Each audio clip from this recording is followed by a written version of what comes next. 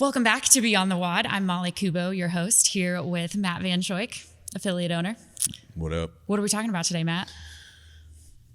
Would you feel comfortable or confident letting your grandma drop into any CrossFit gym? Question of the day. Question of the day. That's a tough one because my experience with other CrossFit gyms is very, very limited. Yeah. Like I've been very fortunate in that the CrossFit gyms that I've gone to outside of Final Call have all been facilitated by a red shirt. Yeah. So, ooh, man, that is lucky. CrossFit, yeah, seminar staff, like level 3, level 4s. Like how many other CrossFit gyms do you think you've dropped into? So when we say drop in, yeah, we're talking about visiting, right? Yes. So a lot of times, like when we travel, when me and Lindsay, particularly when we travel, like we always plan our trip around like, is there a gym close that we can go and jump into? Mm-hmm. So we'll drop into class times while we're there. Yeah. So as far as drop-ins, I think the only time I've traveled and been able to drop into a box, which is what we call CrossFit gyms, has been in Albany when we were there for the CrossFit Games. Beyond that, I think the only drop-in or the only time I've been in a CrossFit gym and done a workout was when I went for my level 1 and level 2. Okay. So in Albany, it was just the one gym that we did? Yeah. Or did you go somewhere else? No, I just went to that one. I already can't remember what happened in Albany. Long ago. Yeah, it was what? So long ago. July, August. Yeah. So Lindsay and I, again, we've been doing this stuff for a little while. So maybe like 12, 13, 14 years at this point, something like that. So every time we travel, we always try to find a gym to drop into. Lindsay doesn't always drop into the gym, but most of the time she will. I always try to find a gym to go to. She has a pretty solid like hotel workout. Yeah, regimen that she's got. You're not like, there's nothing that is ever going to impact her ability to do a workout. Mm-hmm. Like for me, on the other hand, like I need the structure. Mm-hmm. I don't want to think about. Like, I don't want to try to plan my workout. Yeah. I don't like that very much. I struggle. I'll pull up like some dumbbell workout or something like that. Or actually, side note, I know this isn't necessarily what we're talking about, but those of you at home watching and listening, if you go into Chalk It Pro, we've got a good at-home track that has some at-home workouts that work really well. But what I love to do is going into the bodybuilding track, and I'll just do one of the mini pumps and kind of adjust it. If there's any barbell, just do dumbbells. And that usually works really well in hotels. So the last time that Lindsay and I were in Jamaica on vacation, that's what I did. I jumped on the bodybuilding track and just did straight up bodybuilding for 10 days. Those mini pumps, there's nothing mini about them. No, they're real. Those are really, really, really good workouts for sure. But yeah, nothing stops her, but I need that structure. I appreciate the structure. I mean, that's part of the reason why I opened up a CrossFit gym in the first place was I don't like to work out alone. And even like, I know I do a lot of my training at home in my garage, but I'm still doing what the classes are doing. And that kind of keeps me moving through it too. You know what I'm saying? But if we're traveling, man, I'm gonna have a real hard time like rolling my butt out of bed and just walking into a hotel gym and doing something on my own. Like I really struggle. So I always try to find a gym to drop into. And at this point, I don't know exactly how many gyms we've dropped into, but I would bet it's around 100 through the last decade. Wow. Because we've traveled a lot, and I always find a gym. And the experience in each one of those gyms it's really different from one gym to the next. And I think that this is one of the things that CrossFit gets kind of beat on a little bit about is like the consistency of coaching. Like, oh, well, all you had to do was go and do a weekend seminar and now you can just open up a gym and do whatever. Right. And I mean, I think you and I probably had that discussion when you got your L1 was like, I don't think the L1 makes you a CrossFit coach. No, it is like bare minimum. Yeah. Like, you know, the terminology and that's about it. I mean, I think, so it's been a minute since I took my L1, but you know, when we went, I remember learning the 9 foundational movements, like the bare minimum about the methodology, like eat meat and vegetables, nuts and seeds, some fruit, little starch, no sugar, right? Constantly varied functional movement executed at a relatively high intensity and then work capacity across broad time and modal domains. So those are like my 3 big takeaways from the L1. And then like the points of performance for the 9 foundational movements, and then a little bit of nutrition stuff. Yeah. So it gives you just enough to like go out and get yourself in trouble. Yeah. I was gonna say just enough to be dangerous. For me, it was learning the progressions for things and I didn't realize that's what we were doing in class until I took the L1 and I came back and like, oh, that's why we jump and land so much. Yeah. Because it's part of the progressions for those, one of those 9 foundational movements. So I think what happens is there are a lot of fitness enthusiasts who find CrossFit like we did and like fall in love with it and drink the Kool-Aid or chug it, and then decide they want to go and open a gym. And that's about all the farther their training goes. Yeah. The barrier to entry for opening an affiliate, I mean, I know there's big investment, time and all of that, but as far as what you need to be eligible to do it is pretty low, which can be a really good thing. It can also be a not so good thing when you get people that aren't wanting to continually improve and get that, further education. Yeah, there's got to be a little bit of like self motivation. I'm not sure. What do you call it? Drive, that want or need to learn to improve as a coach, to recognize that just that one weekend seminar isn't enough. Right. For me to help these people move closer toward their goal. So there's a lot of stuff that you need to do. But I think that happens a lot. And actually recently CrossFit has changed their standard for affiliate owner. You now have to have your L2 to be an affiliate. And I think that's where, when you move into that level 2, that's where the coaching really starts. Yeah. And even at that, like, I think if you've been doing CrossFit for a while, you've got your L1, come back and you do CrossFit, for a little while, and you start to learn how to train people, or you find a good mentor to coach under, and somebody that wants to help develop you, and then go to your L2, you are really set up on a good path for success as a coach in CrossFit. Yeah. The L2 to me is a lot. How do we take what we learned in the L1 and actually put it on the floor? Yep. But even then, it's still the beginning. It's not. Yeah. It's just just the tip of the iceberg. I don't know that there is an end. No. When it comes to developing as a coach. And there shouldn't be. Yeah. Right.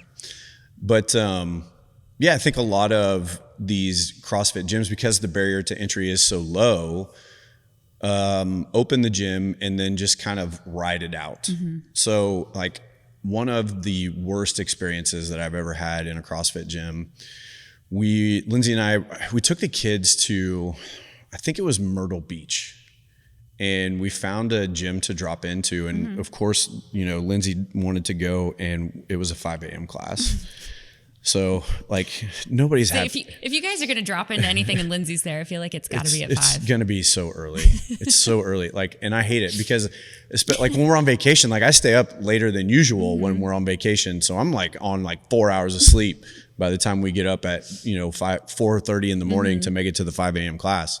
But we walked into this gym and it was kind of in the middle of nowhere, which are the ones that I like to find. So it was kind of in the middle of nowhere, and we walked in and there were some members kind of lingering about, hanging out, like waking up, having their morning coffee and stretch, before class started. And we stood around for about 5 minutes or so before finally one of the members came up and they're like, "Hey, you guys dropping in?" And I'm like, "Oh my gosh. Yeah." So, I mean, that was like the first tell, right? So when you come into final call and it's your first time walking in the door, one of the coaches is going to recognize like, I don't know that person. And immediately, like you're going to go up and you're going to be like, "Hey, what's up?" Right. Sometimes I almost have to hold myself back because I don't want to like suffocate them and like jump on them. Get too excited. Yeah. Like fresh meat. Yeah. Kind of.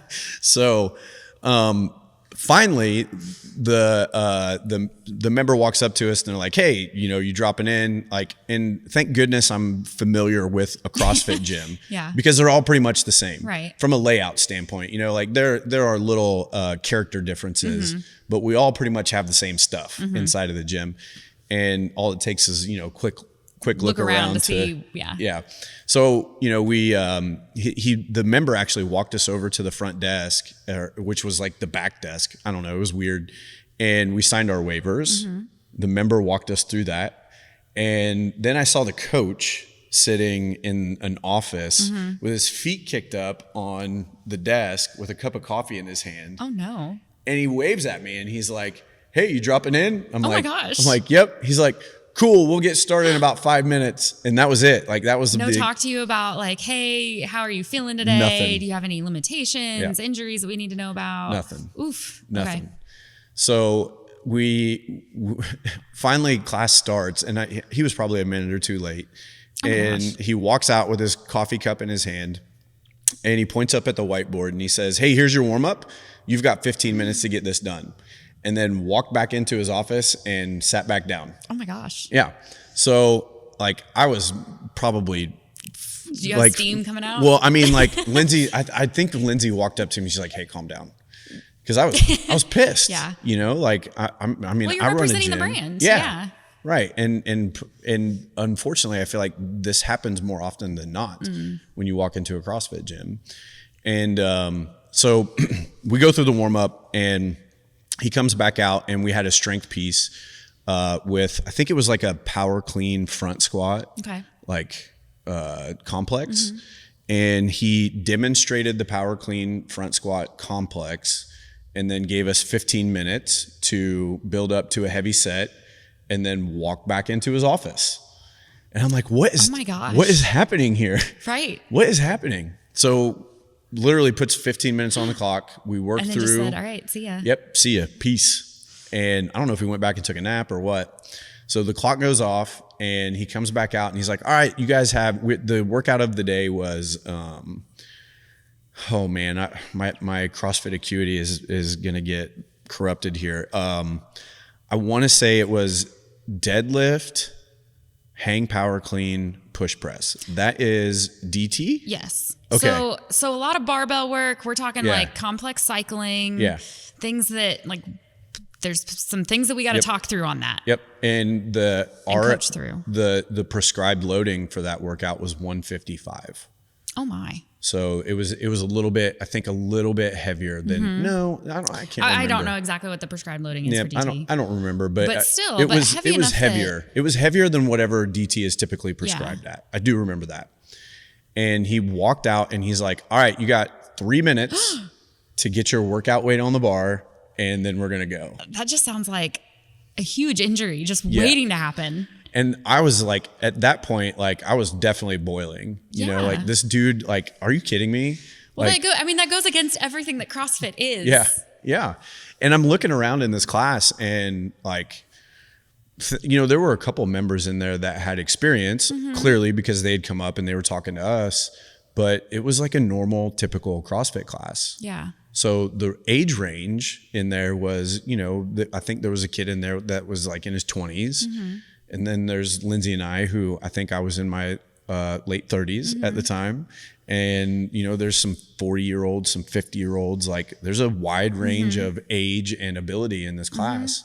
So where we would typically be going through and helping people scale and modify and figure find out what weight they're gonna appropriate use, loading. What variations. Yep. He's just like, get it on and we're going to go. And that's exactly what happened. Like we got the weight on the bar and boom, we were gone. Now, thankfully we had done a strength piece that had something to do with. I thought you were about to say, thankfully we had signed a waiver. Thankfully we had done a strength piece that kind of led us into that a little bit, but it was just shocking to me how inattentive the coach was. And I've had a couple of experiences like that. I think one of the best experiences that I've had at a CrossFit gym was down in Virginia, where my father-in-law lives. There's a gym down there called CrossFit Oyster Point. And it's like my little home away from home gym. I haven't been there in a couple of years, but actually there's a girl that coaches there. They call her Bomba. That's her nickname. Lindsay Bomba. And I want to say her last name is Hokum.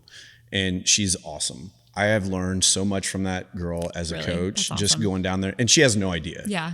You know what I mean? Like I just go in there and make sure when I'm dropping in, I take her class and I just soak it all in because she's so good. And it's not just her ability to scale and modify and help people get into appropriate variations for movement, but it's also the way that she interacts with people. And I took a lot away from her in that, because I think that is a really important side of what we do also. Absolutely. So I think for most people, unfortunately, when they drop into another gym, they get that experience, and that's where they think it's CrossFit. Yeah, and they think that that's what CrossFit is. How many affiliates are there? Well, I think at the high point there were like 14,000 affiliates worldwide or something along those lines. But it's fallen. And there's certainly, we know there's a lot of gyms that do CrossFit, but they're not necessarily affiliates. They're functional fitness gyms. That's functional fitness. They don't have that word CrossFit on the sign. XFit. Yes. Yeah. And the reason I was asking is I was thinking like, okay, so 14,000. So that's more affiliates than there are Walmarts. Really? Mm-hmm. How many Walmarts are there? That's more. I don't know exactly, but I know. I feel like you would know the answer to that question. So here's why I know this. So with my insurance background, I know a lot about State Farm specifically. And I know there are 19,000, because I think of CrossFit, it's kind of like the same setup. Like there's State Farm affiliates, State Farm offices. So there's 19,000 State Farm offices. There are more State Farm offices than there are Walmarts and McDonald's combined across the country. Yeah. Okay. So when you think of it like that, 14,000, I mean, it's only 5,000 less. Yeah. My point being, we know that not all McDonald's are created equally. We know that not all McDonald's are created equally, right? You can go to one McDonald's and get your food and it's right. The order's right. The fries are salted. Everything's hot. And then there's another McDonald's that's total opposite. Yeah. I think it's funny that you're using McDonald's. I know, as as comparing to CrossFit. I know. I was trying to think of a healthier example, but you know. Okay. But my point being, like, it's going to be a very different experience based on how it's run. And so it's important that we know, as much as we would want to say that, oh yeah, you're going to get this wonderful experience every time you go. The reality is it's not going to all be the same. And that's why I think it's so important to, I was going to say do your research, but when you drop in and you have an experience like that, that's not ideal, like, don't give up on CrossFit. Yeah. And it's frustrating. I think CrossFit gets the bad rap for that, but there are bad gyms all over everywhere. The place. Oh yeah. I would argue that, the fitness space in general is really easy to get into, right? Like anybody can become an Instagram fitness person. Fitfluencer. Yeah. Fitfluencer. And, there's a difference there also between coaches that are on social media and influencers who do fitness on social media. Yes. So there's a big difference there too. And, unfortunately those influencers are really good at marketing, and we see them and we think, oh, well, that's what I should do. And they don't care. They just want your follow and share. Right.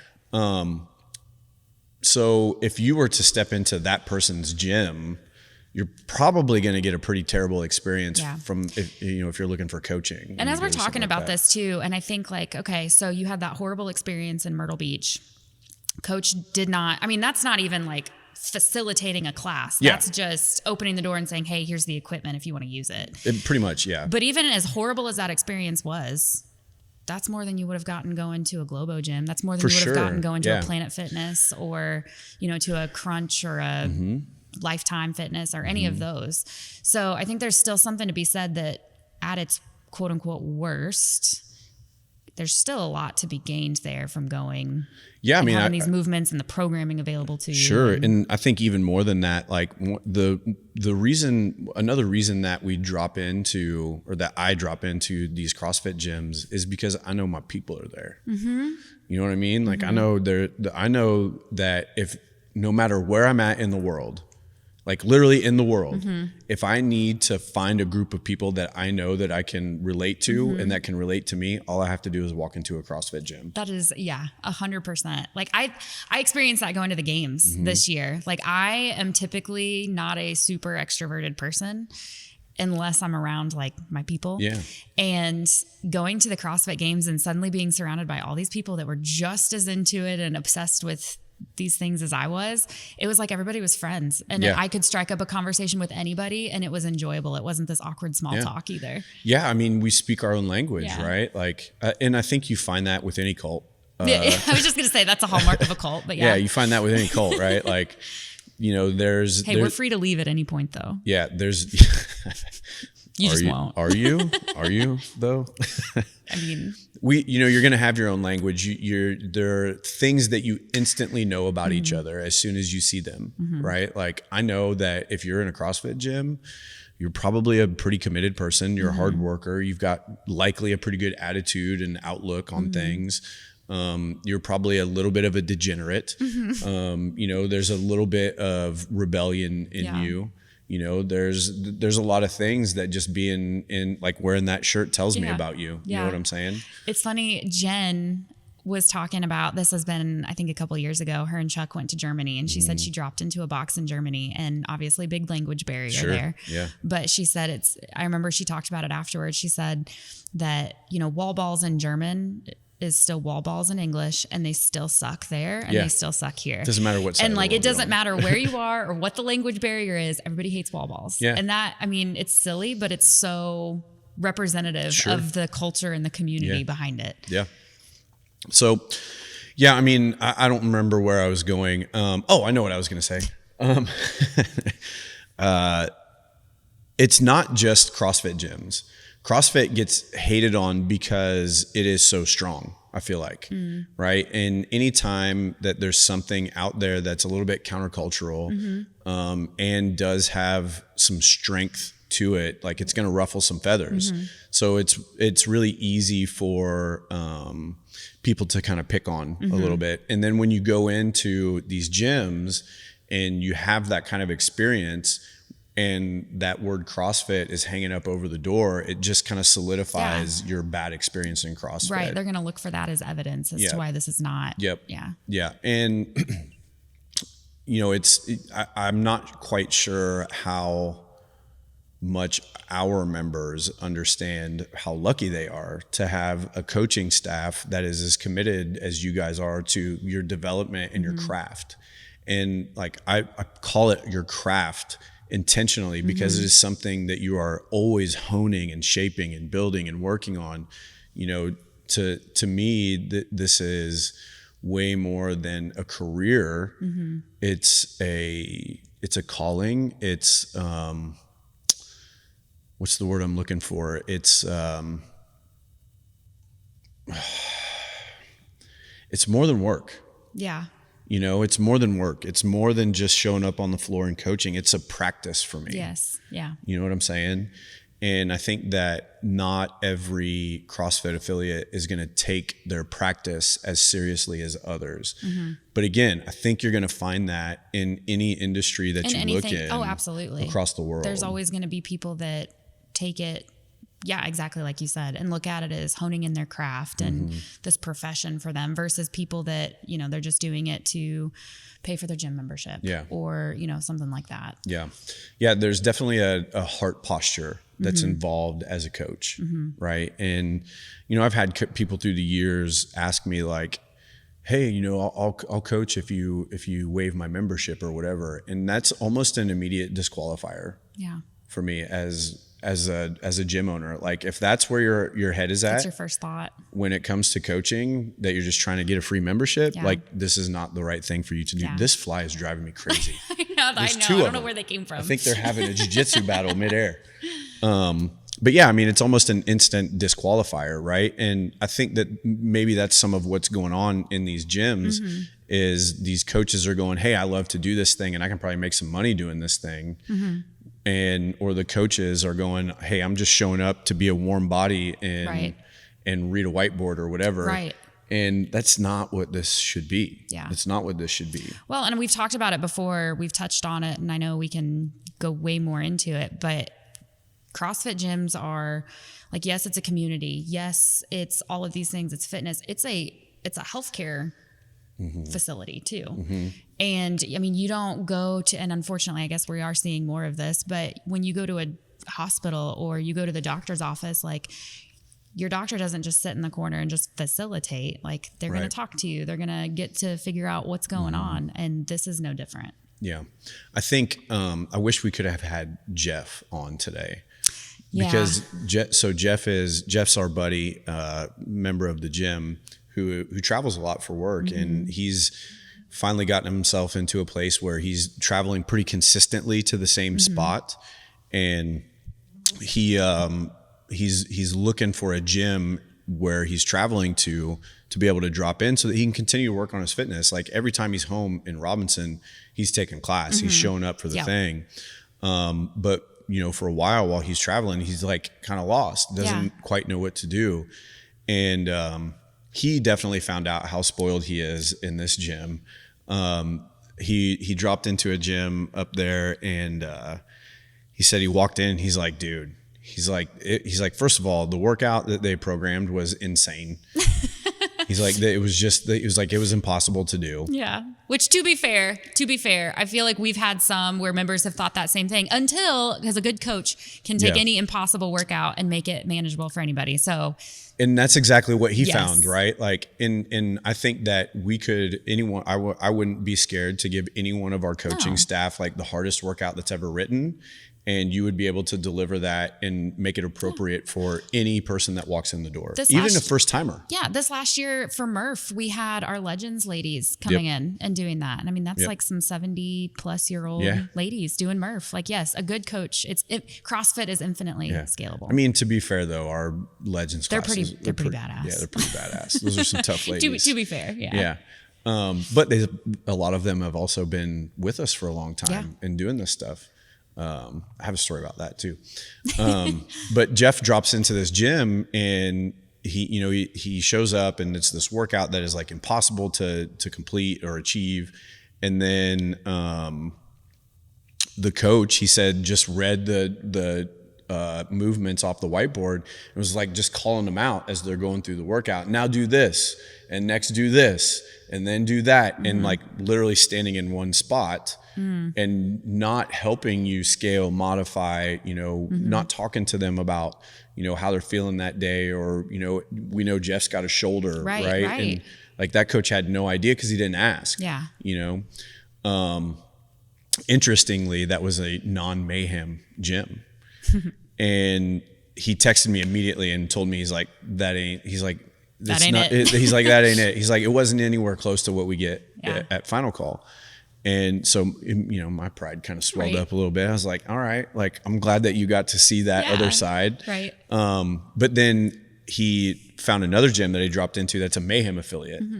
And he said it was totally different. He said the vibe was like really on the level with what we do here at Final Call. So I thought that was interesting too. Like, is there a certain type of gym then that gets attracted to Mayhem programming? Or, you know what I'm saying? Like with the culture and the coaching stuff. I don't know. Yeah, that's a good question. I don't know. I've never dropped into another. Well, I was going to say I've never dropped into a Mayhem affiliate other than we dropped into an affiliate, and Darren and Christy were the ones coaching it. Mayhem, the so people the actual writing Mayhem the programming. people were doing it. Yeah. But yeah, that's a good, like, there's definitely a standard of excellence with everything in CrossFit, but Mayhem has its own standard of excellence too. Yeah. And it's very much like, we're going to do the thing, but we're going to do the thing the right way. And even in the coach's notes for Mayhem programming, I've always thought it was interesting. Like, there will be notes in there on, this is a no rep. This is a no rep. And other programming, at least that I've been exposed to, has not had that. Yeah. I feel like I'm pretty hard on you guys as coaches. I mean, I don't know. Maybe I am, maybe I'm not. I think I've definitely loosened up through the years on like the demand that I put on you guys as coaches. Do you feel that? It's okay if you say no. I don't. Okay. I mean, it's fine, right? Like, but I've also only been a coach for a year. Yeah. Well, I think that we do a lot of talking with each other. Oh yeah. And working through stuff. Yeah. And I think that that's where my demand has like filtered into was that I think I've seen, having done this for a long time, that the more I can talk to you guys about this kind of stuff, and the more conversation we can have around any part of CrossFit, any part of exercise or whatever it is, the more it helps get your guys' brains turning a little bit. Yes. So yeah, to that point, I will say, and I've told you this before, like my experience going to the L1, the L2, the way that those seminar staff are lovingly called red shirts, the way that the red shirts talk about things, like you'll ask a question and then they'll ask a question back. Like it's never a straight answer. And the whole purpose is to get us thinking, to come to our own conclusion, but then be able to back up why. And I think that's a big thing that I've learned here and with you is I have a reason behind everything that I do. And if I don't have a reason, like I got to find the reason. Right. Exactly. And I think that's probably one of the bigger takeaways that I got from the seminar staff. And as a coach coaching coaches. Like I had to pull that from them. You know what I'm saying? Because I know how much it helped me develop. And I'm not just going to have you do something because that's what the whiteboard says. And I think that's also why you go into some of these affiliates, like you mentioned, these coaches that aren't doing anything or they're just calling out movements. If they know the why behind the specific movements that they're calling out, like you're going to see that translated onto the floor because they're going to let the athlete know. And the more the athlete knows, the better they can put that effort towards it and things like that too. Yeah. I mean, and it just, it kind of sinks you into coaching a little bit too, right? Like helps you get your hooks into something and you have something to work from if you know why. Yes. It's a lot easier to think on the fly and figure out like, okay, we've got a large class. What needs to change today? Or, hey, this injury came up or this, there's stuff that comes up that, you know, this morning I had no idea Curtis was going to be in class. We're doing all this handstand push-up work. He's got a wrist thing he's dealing with right now. But because of the work that we've done in coach development and thinking through these, like we had a scale right away and it was fine. Well, even just before we turned the camera on here, we spent 10 minutes talking about today's workout and who we saw and what we're expecting for classes later today. And I think that is probably where a lot of these other CrossFit gyms or just box gyms in general are failing, is that they're not taking that time to sit around and talk about those things and work through them. And that's an owner's failure. And if you guys, if you guys ever feel that from me, then you got to call me out on it because I don't ever want you guys to feel like I'm leaving you to figure things out on your own. No. And I'm definitely not trying to say that I know everything because I certainly do not. The rabbit hole is deep. And I don't know that there's a bottom to this thing. There's not, but I love it. That's what I love so much about it though. And the deeper you get, the deeper it goes. Yeah. And you know, I like, again, from a coaching standpoint, and you've probably heard me, I've probably said this to you, like the only difference between me as a coach and you as a coach is time and reps. Right? Like I just have done more of this. So it makes it easier for me to know where to put my eye or to catch the vibe of the class or the feel of the people that are walking into the room and be able to make those adjustments on the fly or to make quick cues and corrections because it's just that training of the eye. And I would say that any job that you do, doesn't matter if you're an insurance coach, sales mindset coach. Whatever. Sales mindset coach. Sales mindset coach. Or an operator at the refinery or a police officer or whatever job you're doing, the more time you get with that thing, the better you become. So I think that, you know, for those people that are going out and getting their weekend seminar certification at a CrossFit level 1, like they need to put in some time and some reps before they go open the gym. They need to chase virtuosity. Yeah, virtuosity. Yeah, do the common uncommonly well. Yep. So if we were to wrap it up, put a nice little bow on it, what's one big takeaway you want our members to have from this? Oh gosh. Okay. I would say go to other CrossFit gyms. You're going to take something away from it. Yeah, there will always be a positive takeaway from it, but also know just how committed to excellence Final Call is. Yeah. I mean, I think I'm going to piggyback on that. And I agree. Like cause we all travel, right? Like we're all going on vacations in the summertime or we're going to visit family during the holidays or whatever it is. I would encourage you watching this right now. Get Find on a CrossFit gym. Get on your Google Maps when you get to wherever it is that you're going and search for CrossFit near me. Yeah. And go visit that CrossFit Oh my gym. gosh, just shoot me, Matt, Charlie, shoot one of us a text and we will give you a list. Oh, for sure. Yeah. Like we've got a map. Yeah, there's a map. But yeah, go in and get that experience at other CrossFit gyms so you can see like what the difference is between how they're doing it and how we're doing it, the difference between the coaching, and feel the community part of it. And if there's as well. something that you really like that they do, oh my gosh, please tell us. Oh yeah, heck yeah, tell us. So that is like a big part of the reason why I drop into those gyms as well, is over the years, I've like, oh, that's a really cool thing. Like we're going to steal that. Like I'm going to take that home and pretend like it's mine. Yeah. Like it was my idea. Like I came up with it. And I've seen a lot of things where it's like, we will never, ever do that. Hey, that's something that I'm not going to do. Yeah. So. Yeah, for sure. I love it. All righty. Okay. Good ready? deal. Break. We'll go out. Have fun. Break.